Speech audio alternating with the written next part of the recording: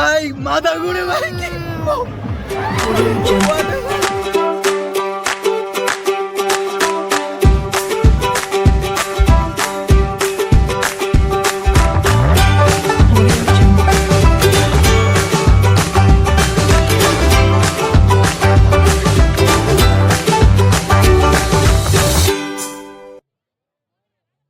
Hello viewers, আশা করি আপনারা সবাই ভালো আছেন।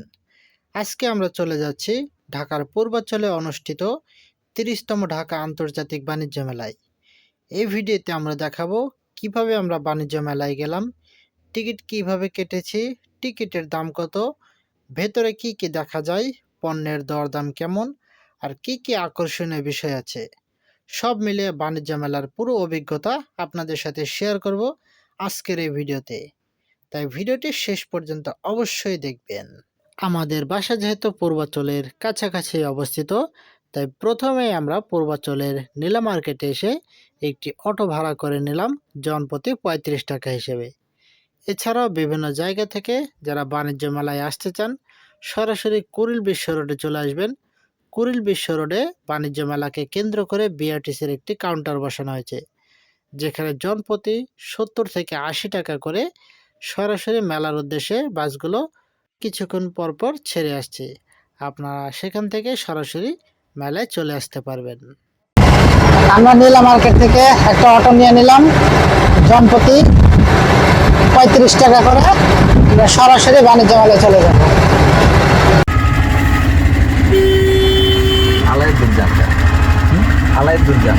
সমস্যা না, আমরা নেমে যেতে। তো আমরা বর্তমানে বাণিজ্য মেলার মেন গেটে চলে এসেছি।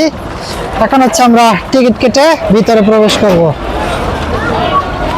আমরা যেহেতু বাণিজ্য মেলার একেবারে শেষ দিন চলে এসেছি, আর দিনটিও ছিল শুক্রবার, তাই প্রচুর মানুষের ভিড় ছিল। এই ভিড়ের মধ্যে টিকিট কিনতে আমাদের বেশ সময় পার করতে হতো, তাই আমরা প্রবেশের মুখে দেখলাম অনলাইনে টিকিট কেনার সিস্টেম চালু রয়েছে। ডিজি ইপের মাধ্যমে আমরা 2টি টিকিট কেটে নিলাম। লাইনে দাঁড়িয়ে সরাসরি টিকিট কাটলে টিকিট ফি 50 টাকা পরিশোধ করতে হতো, সেখানে আমরা ডিজি ইপের মাধ্যমে 45 টাকা করে 2টি টিকিট কেটে নিলাম। যারা অনলাইনে মোবাইল অ্যাপের মাধ্যমে টিকিট কেটেছে তাদের জন্য আলাদা প্রবেশপথ রয়েছে। আমরা সেই প্রবেশপথে আমাদের টিকিট প্রদর্শন করে ভিতরে প্রবেশ করলাম। এখন হচ্ছে আমরা ভিতরে প্রবেশ করব। দেখি ভিতরে দোকানপাট আছে, ভিতরে কি আছে।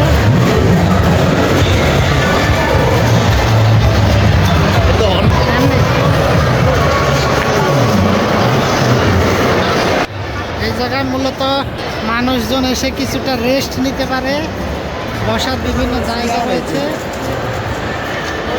তারা বিভিন্ন দূর দূরান্ত থেকে এসেছে, তারা কিছুটা রেস্ট নিচ্ছে, টিফিন খেয়ে নিচ্ছে।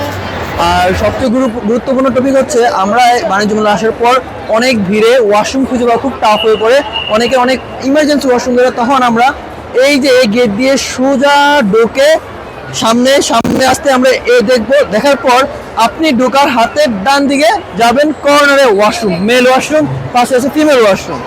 প্রথমে আমাদের চোখে পড়লো একটি জুয়েলারি আইটেমের দোকান, যেখানে মেয়েদের বিভিন্ন গলার হার, চেইন, কানের দুল, টিপ, বিভিন্ন জুয়েলারি আইটেম বিক্রি করা হচ্ছে, যেগুলোর দাম ছিল মোটামুটি 250 থেকে 300 টাকার ভিতরে এবং দামগুলো ছিল ফিক্সড প্রাইজের ভিতরে।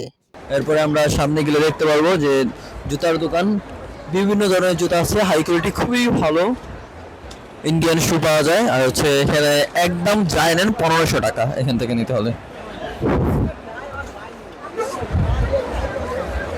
তার আরেকটু সামনে আপনারা গেলে দেখতে পারবেন কিচেনের একটা ভালো একটা স্টোর আছে, যেখানে আপনারা বিভিন্ন ধরনের কিচেন পাবেন, ইলেকট্রিক কিচেন। যেহেতু এখানে গ্যাসের সংকট, গ্যাসের খুব সিন্ডিকেট চলছে, এখানে আপনারা ইলেকট্রিক চুলাটা খুব সহজে এখান থেকে পেয়ে যেতে পারবেন।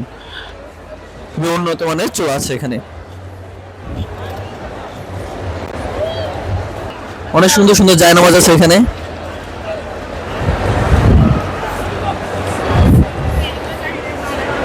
সিরামিক্স আইটেমগুলোর কোয়ালিটিও বেশ ভালো লাগছে। এখানে প্লেট, বাটি, কাপ, ডিনার সেট সব কিছুই বেশ সুন্দর ডিজাইনের। দামটা ডিজাইন আর কোয়ালিটির উপর নির্ভর করে, কিছুটা কম আবার কিছুটা প্রিমিয়াম রেঞ্জেও রয়েছে। এই স্টলটার সবচেয়ে মজার ব্যাপার হলো এখানে সব কিছুই এক দর, মাত্র 120 টাকা। ছুরি হোক, চামচ হোক বা অন্য যে কোনো কিচেন আইটেম সবই একই দামে পাওয়া যাচ্ছে। বাজেটের মধ্যে কিচেনে প্রয়োজনীয় জিনিস নিতে চাইলে এই স্টলটা বেশ ভালো অপশন ছিল।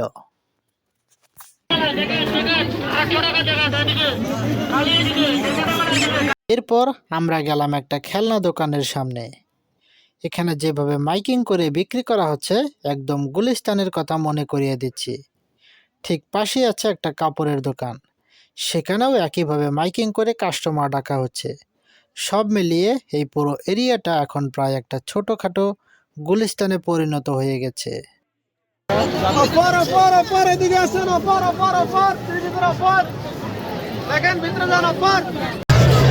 আমরা বর্তমানে আছি ব্লেজারের পাশে। মোটামুটি 1300 থেকে 2200 টাকার ভিতরে অনেক সুন্দর সুন্দর ভালো মানের ব্লেজার আপনারা পেয়ে যাবেন। এবং তার পাশে রয়েছে বিভিন্ন 3 পিস কালেকশন 500, 550, 550-এর ভিতরে ভালো ভালো 3 পিসের কালেকশন রয়েছে। আজ ছিল মেলার একেবারে শেষ দিন, তার উপর আবার শুক্রবার। স্বাভাবিকভাবেই মেলায় আজ মানুষের চাপ ছিল অনেক বেশি। চারিদিকে শুধু মানুষ আর মানুষ, হাঁটার জায়গা পাওয়া যাচ্ছিল না। পরিবার, বন্ধু, ছোট বড় সবাই মিলে শেষ দিনের সুযোগটা কাজে লাগাতে মেলা এসেছে। সব মিলিয়ে আজকের মেলাটা ছিল বেশ জমজমাট আর ভীষণ ব্যস্ত। ঘুরতে ঘুরতে আমাদের চোখে পড়ল পাট ও বস্ত্র মন্ত্রণালয়ের অধীনে একটি সুবিশাল স্টল। এখানে বিক্রি হচ্ছে বিভিন্ন ধরনের হস্তশিল্প সামগ্রী, যা আমাদের দেশের ঐতিহ্যকে সুন্দরভাবে তুলে ধরেছে। পণ্যের ডিজাইন যেমন আকর্ষণীয়, তেমনি হাতের কাজও একেবারে নিখুঁত। এখানে রয়েছে হাতের তৈরি পাটের ব্যাগ, ঝুড়ি, জুয়েলারি সামগ্রী, ঘর সাজানোর আইটেম আর পাটের শোপিস। এসব পণ্যে স্পষ্টভাবে ফুটে উঠেছে আমাদের দেশের শিল্পীদের পরিশ্রম ও দক্ষতা।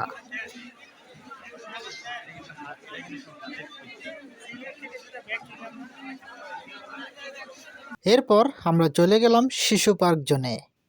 এখানে বিভিন্ন ধরনের রাইড ছিল, তবে প্রতিটি রাইডের টিকিটের মূল্য ছিল 100 থেকে 150 টাকা, যা আমাদের কাছে একটু বেশিই মনে হলো। টিকিটের দাম তুলনামূলক বেশি হলেও এখানে মানুষের ভিড় ছিল উপচে পড়া। শিশু থেকে শুরু করে ছোট বড় সবাই বিভিন্ন রাইডে উঠতে ব্যস্ত ছিল। সব কিছু দেখার পর আমরাও নাগরদোলায় ওঠার সিদ্ধান্ত নিলাম। এর জন্য আমরা জনপ্রতি 100 টাকা করে 2টি টিকিট কেটে নিলাম। বর্তমানে আমরা শিশু পার্ক জোনে রয়েছি। এখানে বেশ কয়েকটি রাইড রয়েছে, কিন্তু প্রত্যেকটা রাইডের মূল্য 100 টাকা। 100 টাকা নিচে কোনো রাইড নেই। 100 টাকা থেকে 150 টাকা। এখন আমরা নাগরদোলায় উঠবো, টিকিট নিয়ে নিচ্ছি দুজনে মিলে। তো নাগরদোলায় ওঠার জন্য আমাদের প্রথম সিরিয়ালে দাঁড়াতে হবে, কারণ অনেক লোক। লেটস সি আমরা কীভাবে নাগরদোলায় উঠি। আসলে আমরা এখন নাগরদোলার সবচেয়ে উপরে স্তরে আছি। একটু পরে ছেড়ে দেবে, আমার খুব ভয় লাগছে। আমার একটু ভয় লাগছে ভাই, মাথা ঘুরে ভাই। সারা জীবন উঠে আসছে হাতেরটাই, এখন উঠলো মোটরেরটাই। এত স্পিডে ঘুরে আর এত মাথা ঘুরতেছে। এই যে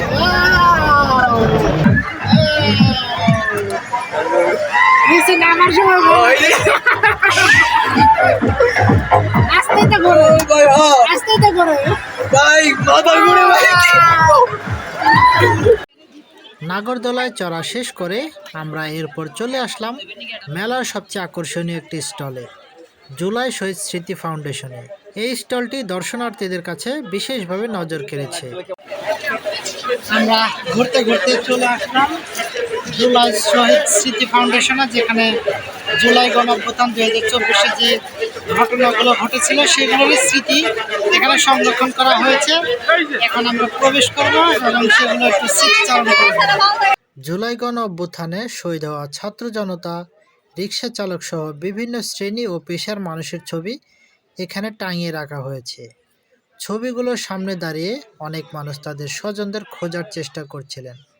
সেই দৃশ্যগুলো সত্যিই ভীষণ হৃদয় বিদারক। কিছু মুহূর্ত এমন ছিল যেখানে না চাইলেও চোখে পানি চলে আসে।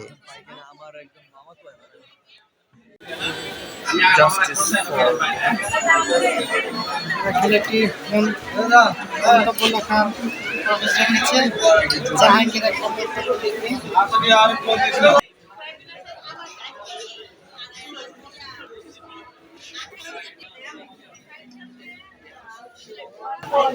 We want nothing but peace.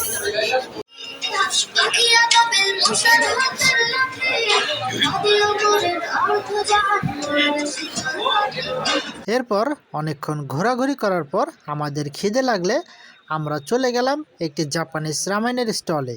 এখানে চাইলে লাইভ রান্না করা রামেন খেতে পারেন, আবার প্যাকেটজাত রামেন কিনে নিয়েও যেতে পারেন। আমরাও লাইভ খাওয়ার জন্য লাইনে দাঁড়িয়ে গেলাম।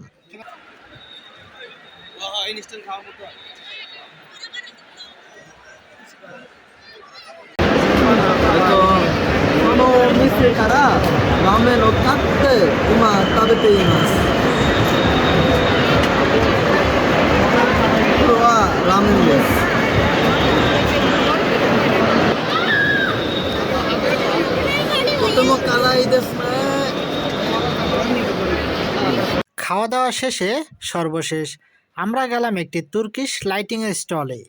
এখানে লাইটিংগুলো ছিল সত্যিই অসম্ভব সুন্দর আর চোখ ধাঁধানো। তবে লক্ষ্য করলাম কেনাকাটার চেয়ে ছবি তুলতে আসা মানুষের সংখ্যাই বেশি। আমরাও সুযোগটা কাজে লাগিয়ে কিছু সুন্দর ছবি তুলে নিলাম। ঘোরাফেরা মোটামুটি শেষ। Mega digital scale. আমাদের ঘোরা শেষ, কেনাকাটা যা করার করা শেষ। এখন হচ্ছে বিদায়ের পালা। এখন আমরা আস্তে আস্তে বেরিয়ে যাবো। আর এই যে এখানে আইসা আমরা চাইনিজ দুজনকে পাইছি।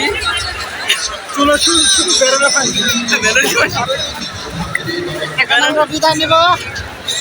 সবাই ভালো থাকবেন, সুস্থ থাকবেন। দেখা হবে নতুন কোনো ভিডিওতে।